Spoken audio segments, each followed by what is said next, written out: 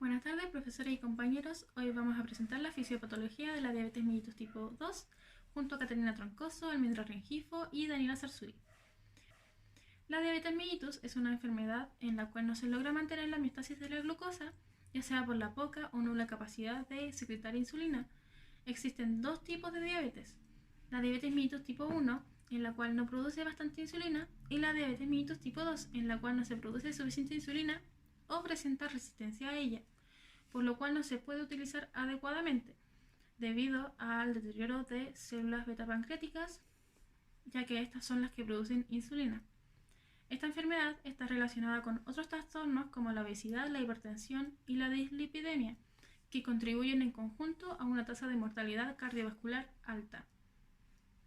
Las células beta pancreáticas, que tienen un funcionamiento normal, pueden compensar la resistencia a la insulina, aumentando la secreción de esta, pero cuando su función se ve afectada, como en el caso de la diabetes mellitus tipo 2, esta compensación no ocurre, dando lugar a la hiperglicemia.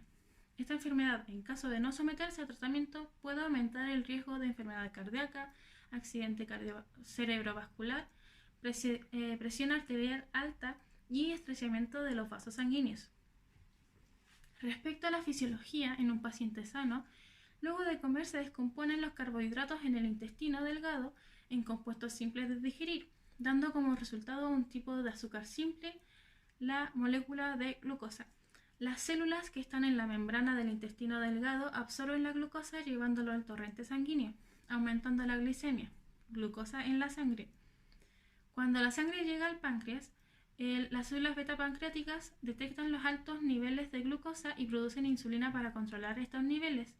A medida que la sangre circula, la insulina y glucosa salen del torrente sanguíneo a sus tejidos correspondientes, donde tienen las células los receptores de insulina, que se acoplan con la insulina secretada, haciendo que sea como llave cerradura para la entrada de glucosa a la célula. Esto hace que se regulen los valores normales. Cabe mencionar el funcionamiento también de la hormona glucagón, que participa en la homeostasis de la glucosa. En respuesta a la hipoglicemia, o sea, a niveles bajos de glucosa en la sangre, actúa el glucagón aumentando los niveles de glucosa. La fisiopatología de la diabetes mellitus tipo 2 está relacionada directamente con la obesidad y la resistencia a la insulina, pero depende adicionalmente del deterioro de las células beta pancreáticas. Esta patología puede estar condicionada por la resistencia a la insulina, la cual es un fenómeno patológico en el cual hay exceso de glucosa producido por el hígado, pero además el tejido adiposo produce exceso de liberación de ácidos grasos, por lo que para una concentración dada de insulina no se logra una reducción adecuada de los niveles de glucosa. Como resultado, no se logra acoplar la insulina con su receptor, haciendo que la glucosa quede en el torrente sanguíneo.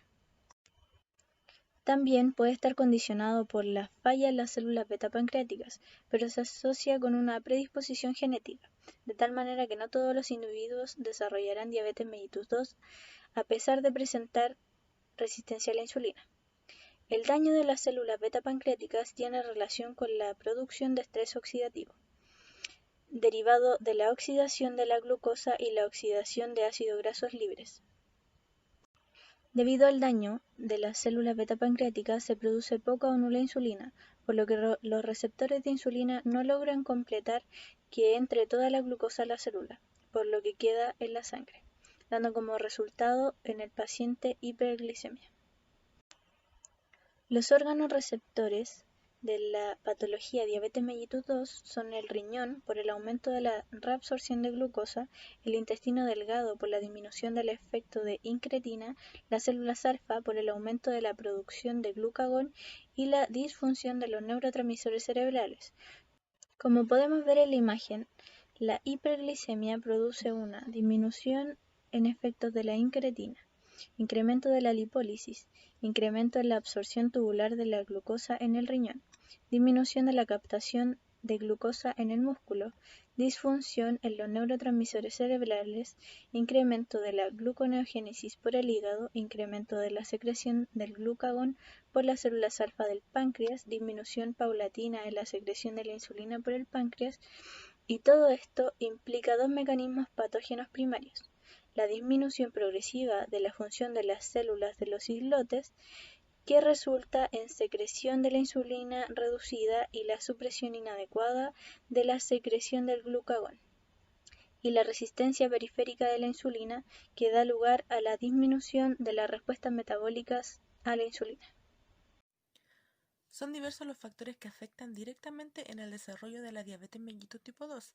A continuación revisaremos algunos ejemplos de artículos relacionados con esta enfermedad. El primer artículo que revisaremos será uno que habla de la influencia de los endulzantes artificiales en la resistencia a la insulina de las personas que padecen diabetes mellitus tipo 2.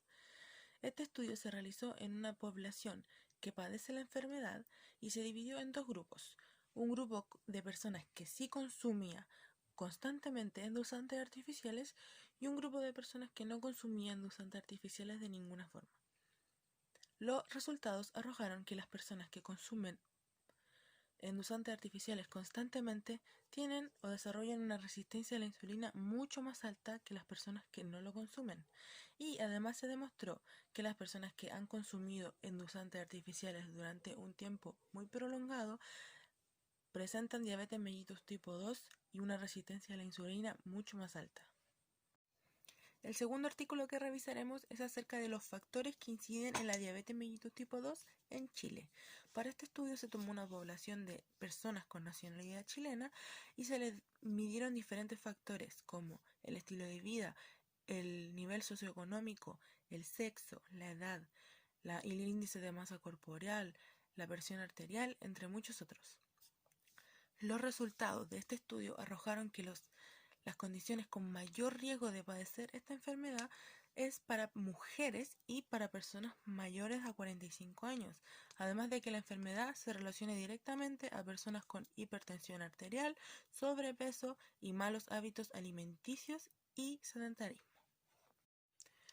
El tercer y último artículo que revisaremos es uno que explica, en cierto modo, el por qué las mujeres tenemos mayor riesgo de padecer esta enfermedad, y es que esta se relaciona directamente con el ovario poliquístico. Según la Federación Internacional de Diabetes, el ovario poliquístico es un riesgo no modificable para la diabetes mellitus tipo 2. Es por esto que mayoritariamente las personas o las mujeres que sufren de este síndrome de ovario poliquístico tienen una mayor capacidad de producir resistencia a la insulina y diabetes mellitus tipo 2.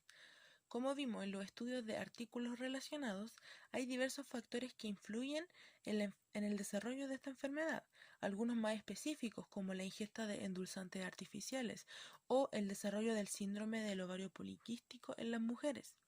Pero si bien estos factores influyen, los que influyen mayoritariamente en el desarrollo de esta enfermedad son los malos hábitos alimenticios y el sedentarismo de las personas.